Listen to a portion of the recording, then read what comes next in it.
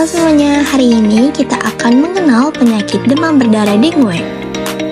DBD itu penyakit apa sih?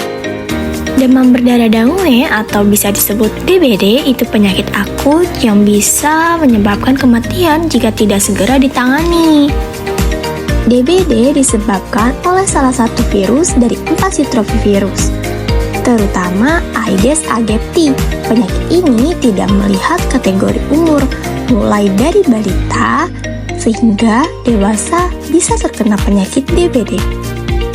Di Indonesia memiliki iklim tropis yang mana nyamuk Aedes ini menyukai iklim yang tropis dengan curah hujan yang tinggi, suhu yang panas dan lembab. Di penyakit ini terdapat 4 serotipe DBD, di mana dengue tipe 3 merupakan serotipe virus yang dominan. Bagaimana proses penularannya? Penularannya melalui vektor.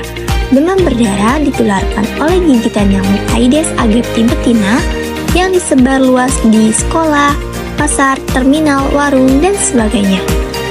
Nyamuk ini mendapatkan virus dengue waktu menggigit atau menghisap darah orang yang sakit demam berdarah, atau orang yang tidak sakit tetapi dalam darahnya terdapat virus dengue.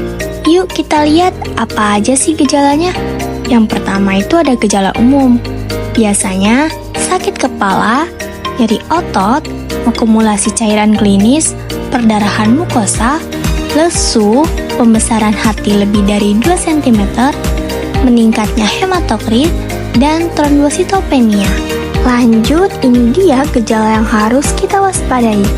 Mimisan, sesak, nyeri perut, muntah yang terus-menerus, buang air besar berdarah, demam mendadak tinggi, timbul bintik merah, dan tidak nafsu makan.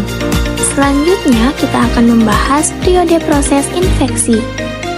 Yang pertama, fase demam. Selama fase ini, demam tinggi secara tiba-tiba mencapai sekitar 40 derajat Celcius, yang biasanya berlangsung selama 2 hari hingga 7 hari. Sekitar 6% demam biasanya bertahan selama 24 jam. Dengan diikuti gejala seperti muka memerah, eritma kulit, mialgia, atralgia, sakit kepala, sakit tenggorokan, mual, dan muntah. Yang kedua, fase kritis. Selama fase ini biasanya menandakan suhu tubuh turun menjadi sekitar 37,5 hingga 38 derajat Celcius. Sebelum fase kritis, biasanya sering terjadi penurunan jumlah trombosit dengan peningkatan kadar hematokrit.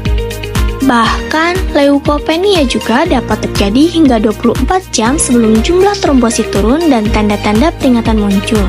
Jika tidak segera diobati, fase kritis dapat berkembang menjadi syok, difungsi organ, koagulasi intravaskular yang disebarluaskan, ataupun perdarahan.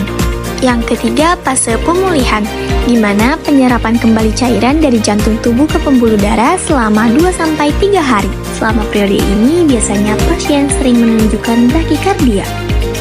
Nah, bagaimana nih cara mencegahnya? Cara mencegahnya menggunakan rumus 2H, 3M, dan 1P. Hindarin penumpukan sampah, hindari penumpukan barang dalam ruangan, menguras bak mandi, menutup tempat tampungan air, menaburkan bubuk larvasida, dan pemberian abatisasi. Selanjutnya, sekarang kita bahas bagaimana cara memutuskan penyakit kalau sudah terkena demam berdarah. Pertama itu diberikan terapi cairan, bisa melalui 2 rute. Yang pertama itu rute oral dan yang kedua itu melalui intravena. Jika melalui oral dianjurkan untuk minum banyak air putih, jus buah, dan oralit. Jika diberikan di intravena, yang pertama itu cairan kristaloid. Tapi jika shock yang tidak membaik dengan kristaloid, yang kedua itu memberikan cairan koloid. Selain itu juga dianjurkan untuk memperbanyak istirahat, mengkompres pakai air hangat, dan konsumsi obat penurun panas. Jika mengalami dengue shock syndrome atau penderita DBD tingkat 3 dan 4, maka diberikan terapi obat antibiotik. Teman-teman, jika kalian demam tinggi lebih dari 2 hari, segera periksa ke dokter ya. Jangan lupa minum banyak air putih dan perbanyak istirahat. Kalau perlu, konsumsi obat penurun panas, tapi tidak dianjurkan mengonsumsi aspirin atau ibuprotein. karena bisa menyebabkan perdarahan. Oh iya, jangan lupa selalu lakukan 2H, 3M, dan 1P.